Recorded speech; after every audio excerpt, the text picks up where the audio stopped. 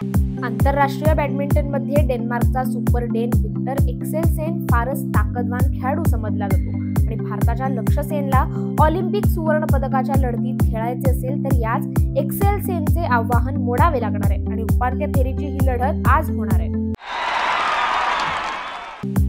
भारताविरुद्धच्या दुसऱ्या वनडे पूर्वी श्रीलंकेला मोठा धक्का बसलाय। स्टार अष्टपैलू खेळाडू वानिंदू हसरंगा दुखापतीमुळे वनडे मालिकेतून बाहेर पडलाय। त्याच्या जागी 34 वर्षीय लेग स्पिनर जेफ्री वंडरसेचा संघात समावेश करण्यात आलाय। कोलंबो येथे झालेल्या पहिल्या एकदिवसीय सामन्यात हसरंगाची कामगिरी चांगली होती। आधी त्याने बॅटने 24 धावांची महत्त्वपूर्ण खेळी खेळली आणि नंतर गोलंदाजीसह आपले कौशल्य दाखवले आणि विराट कोहली आणि के.एल. राहुलच्या विकेटसह 3 महत्त्वपूर्ण विकेट घेतल्या। ऑलिम्पिकमधील महिला बॉक्सिंगमध्ये उपउपांत्यपूर्व फेरीतील वादग्रस्त लढतीत माघार घेणाऱ्या इटलीच्या अँजेला कारिनी हिच्याप्रती सहानुभूती व्यक्त करताना तिला रोख रकमेचे बक्षीस देण्याचे आंतरराष्ट्रीय बॉक्सिंग असोसिएशनने ठरवले। अल्जेरियाच्या इमाने खलीफ हिच्या विरुद्ध महिलांच्या वेल्टरवेट गटात कारिनाला 46 सेकंदातच माघार घेतली होती, पण तिला आता IBA कडून $50,000 बक्षीस रक्कम मिळेल। अल्जेरियाची इमाने सध्या लिंगवादाच्या केंद्रस्थानी आहे।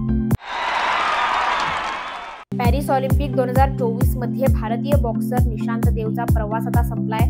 पुरुषांच्या 71 किलो वजनी गटाच्या उपांत्यपूर्व फेरीत भारतीय बॉक्सर निशांत देव संपूर्ण सामन्यात विरोधी संघावर वर्चस्व गाजवत होता। पहिल्या 2 फेरीतही गुण त्याच्या बाजूने होते, पण शेवटच्या फेरीत मेक्सिकोच्या खेळाडूने चांगले पुनरागमन केले। पण अंतिम निकाल निशांतच्या बाजूने लागेल असे वाटत होते, परंतु पंचांनी स्प्लिट निर्णय घेत मेक्सिकन बॉक्सरला 4-1 ने विजेता घोषित केलंय।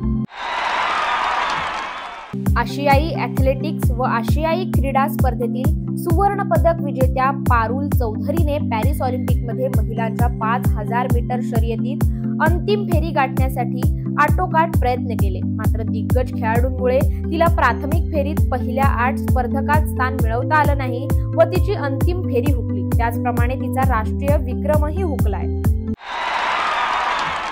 साखळी फेरीत शानदार कामगिरी करणारा भारतीय पुरुष हॉकी संघ आज पॅरिस ऑलिम्पिक मधील उपांत्यपूर्व फेरीत लढतीत ग्रेट ब्रिटनचा सामना करणार आहे। टोकियो ऑलिम्पिक मध्ये ब्रॉन्झ पदकाची कमाई करीत पदकाचा दुष्काळ संपवणारा भारतीय संघ ऑलिम्पिक मध्ये सलग दुसऱ्यांदा उपांत्य फेरीत पोहोचण्यासाठी सज्ज झालाय। हरमनप्रीत सिंगच्या नेतृत्वाखाली भारतीय हॉकी संघाने ब गटामध्ये 10 गुणांसह दुसरं स्थान पटकावलंय। पॅरिस ऑलिम्पिक 2024 स्पर्धेत भारताची अनुभवी तिरंदाज दीपिका कुमारी काल उपांत्य फेरीत स्थान मिळवण्यात अपयशी ठरली। त्यामुळे तिरंदाजीतील भारताचं आव्हानही संपुष्टात आलंय।